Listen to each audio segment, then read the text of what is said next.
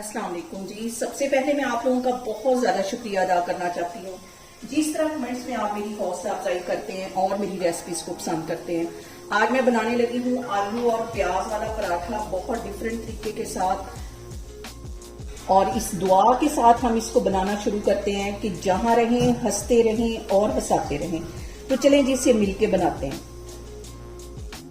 यहाँ पे देखें जी बहुत ही डिफरेंट तरीके के साथ आलू प्याज के पराठे बनाने के लिए मैंने आधा किलो के करीब आलू बॉईल कर लिए और इसको कांटे की हेल्प से मैं अच्छी तरह मैश कर लूंगी। और यहाँ पे मैंने एक मीडियम साइज का प्याज ले लिया और उसको बारीक काट लिया, ये इसमें चला जाएगा। इसके साथ ही 3 सब्ज मिर्चें बारीक काटी थी, ये इसमें चली जाएंगी। और इसके साथ ही ढेर सारा सब्ज धनिया इसमें चला जाएगा। और इसके साथ ही चंद पत्ते ये पुदीने के मैं तोड़ के डाल दूंगी। पुदीने को कभी भी काटते नहीं है वरना ये कड़वा हो जाता है। इसको इस तरह तोड़ के इसमें डाल दूंगी। इससे पराठों में जो खुशबू है वो बहुत जबरदस्त आएगी। और इसके साथ ही इसमें मैं डाल दूंगी 1 टीस्पून भर के नमक। और इसके साथ ही 1 टीस्पून भर के इसमें चली जाएगी कुटी हुई रेड मिर्च। जीरा चला जाएगा 1 टीस्पून। और इसके साथ ही मैं चाट मसाला डाल दूंगी तकरीबन 1 टीस्पून के करीब। 1 टीस्पून इसमें चाट मसाला चला गया है। इन सारी चीजों को मिक्स करेंगे, लेकिन उससे पहले मुझे ज़हन से निकल गया ये 1 लेमन इसमें मैंने छोड़ दूंगी। लेमन के साथ जो मजा आता है आलू वाले पराठे का वो तो एंड है ना, बिल्कुल बहुत टेस्टी पराठे लगते हैं। इन सारी चीजों को अब मैं कर लेती हूँ मिक्स।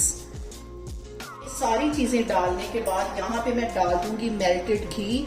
इससे जो पराठे हैं बहुत टेस्टी बनेंगे। इसमें डालने के बाद सारी चीजों को मैं अच्छी तरह कर लेती हूँ मिक्स। और यहाँ पे देखिए जी मैंने गंदम का आटा गूंद के रखा हुआ था, इसका एक पेड़ा बना लिया है और अब इसकी एक गोल रोटी बेल ली। ज्यादा सारी स्टफिंग इसमें डालेंगे।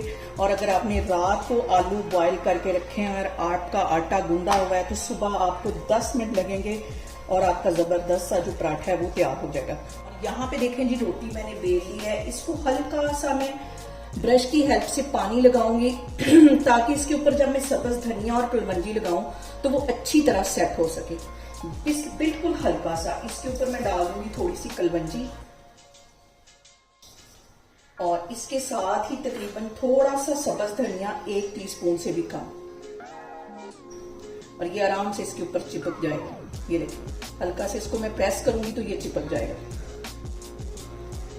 और यहाँ पे मैं रोटी को कर लूंगी सीधा और ये वाली जो साइड है इसको हम दूसरी साइड पे कर लेंगे। इस तरह इसको उल्टा देंगे और यहाँ पे मैं इसके फिर हल्का सा पानी लगाऊंगी चारों साइडों पे। और इस पे रखूंगी मैं ढेर सारी स्टफिंग। सेंटर में रखनी है इस तरह। ये इसमें स्टफिंग आ गई है। और इसके साथ ही जैसे कि हम समोसे को रोल करते हैं इस तरह इसको मैं रोल कर दूंगी। ये वाली साइड पकड़ के इस तरह रोल कर दूंगी और ये देखिए एक त्रिकोण शेप बन गई। और इसके साथ ही ये वाली साइड पकड़ के इस तरह इसको कर दूंगी। इसकी एक मुकम्मल शेप बन गई है। देखें जी मैंने पैन गर्म होने के लिए रख दिया था। हल्के हाथों से ये वाला जो पराठा है मैं इसके अंदर डाल दूंगी। और इसकी एक साइड को तकरीबन हम 20-25 सेकंड के लिए सेक लगवाएंगे। उसके बाद इसकी मैं साइड चेंज करती हूँ। साइडों से हल्का सा मैं घी लगा दूंगी। और फ्लेम मैंने यहाँ पे लो रखी है। लो फ्लेम पे जब हम पराठा बनाते हैं तो वो बहुत क्रिस्पी बनता है। और यहाँ पे देखें जी 20 से 25 सेकंड हो गए हैं। अब इसकी मैं साइड चेंज करती हूँ और इस साइड पे हम इसके लगाते हैं घी। घी में जो पराठे होते हैं वो बहुत मजे के बनते हैं। 1 टेबल स्पून के करीब इसके ऊपर मैं घी लगा दूंगी और इसको क्रिस्पी होने तक हम अच्छी तरह फ्राई कर लेंगे।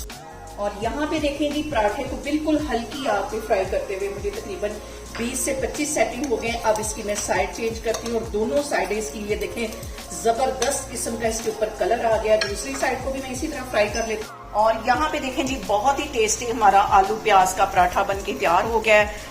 और इसको मैं एंजॉय करूंगी चाय के साथ। साथ मैंने इसके रख लिया है अचार। आप लोग भी इसे मेरे तरीके से बनाएं और मुझे कमेंट्स में बताएं कि आपको मेरी रेसिपीज कैसी लगती हैं।